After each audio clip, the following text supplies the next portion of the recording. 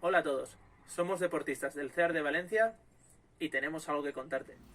El 1 de diciembre de 2019 apareció el primer caso de COVID-19 en Wuhan, China. El 31 de enero de 2020 llegó a España.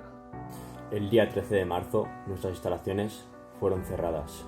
Y con ellas todos nuestros objetivos, a corto y largo plazo. Campeonato autonómico, nacionales, internacionales e incluso los Juegos Olímpicos. Y ahora estamos cada uno en nuestras casas, con nuestras familias. Cuidando de mí, cuidando de ti. Sin unas instalaciones para poder entrenar. Sin pesas. Sin compañeros a los que poder tirar. Ni ayudar. Sin fecha de vuelta. ¿Y por qué rendirnos ahora? No podemos cambiar la dirección del viento. Pero podemos ajustar las velas para llegar a nuestro destino. Así que nos pusimos a ello. Seguimos entrenando.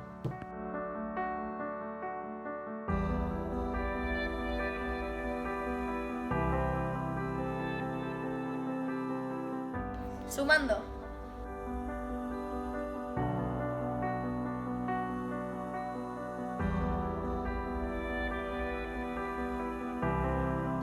Adaptándonos.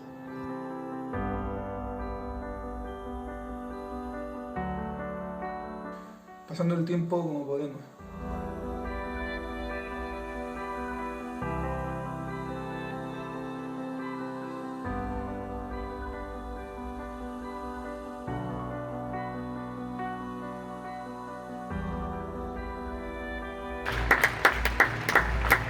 Sonriendo.